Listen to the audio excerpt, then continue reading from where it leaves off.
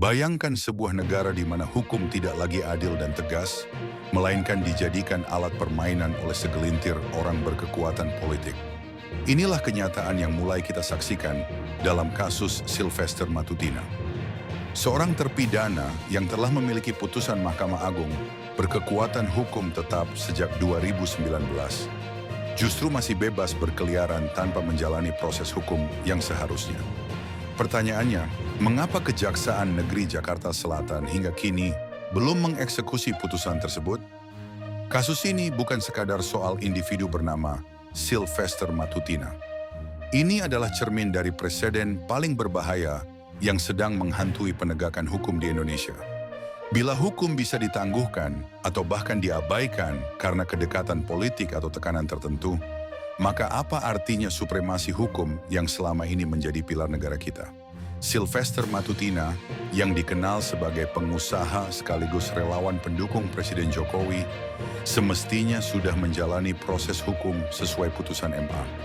Namun fakta di lapangan menunjukkan sebaliknya. Kejaksaan sebagai aparat penegak hukum terkesan lamban, bahkan enggan melaksanakan eksekusi terhadapnya. Hal ini menimbulkan spekulasi kuat adanya intervensi politik atau perlindungan khusus yang jelas-jelas mencederai rasa keadilan publik. Preseden ini berbahaya karena membuka peluang munculnya standar ganda dalam penegakan hukum. Hukum yang tumpul kepada rakyat biasa tapi tajam bagi mereka yang tidak memiliki kedekatan politik. Ketika prinsip keadilan itu terkoyak, rakyat kehilangan kepercayaan pada institusi hukum dan demokrasi pun mulai rapuh. Dampak nyata dari kondisi ini sangat serius. Tidak hanya melemahkan wibawa lembaga hukum, tetapi juga bisa memicu ketidakstabilan sosial politik. Rakyat yang melihat ketidakadilan akan merasa marah dan kecewa, sedangkan para pelaku kejahatan yang merasa terlindungi akan semakin berani melanggar hukum. Ini bukan sekadar masalah hukum, tetapi ancaman bagi masa depan, demokrasi dan tatanan negara kita. Untuk itu, masyarakat harus tetap kritis dan mengawal kasus ini secara ketat.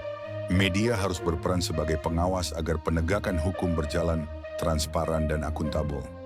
Presiden dan lembaga hukum wajib memastikan tidak ada intervensi dalam proses hukum agar keadilan ditegakkan tanpa pandang bulu. Kasus Sylvester Matutina adalah ujian besar bagi sistem hukum Indonesia. Jika dibiarkan, presiden buruk ini akan menjadi norma baru yang berbahaya. Sebaliknya, menegakkan hukum secara adil dan konsisten akan mengembalikan kepercayaan publik dan menjaga keutuhan negara hukum kita. Tulis pendapat kamu di kolom komentar, bagaimana menurut kamu kasus Sylvester dan dampaknya bagi penegakan hukum di negeri ini?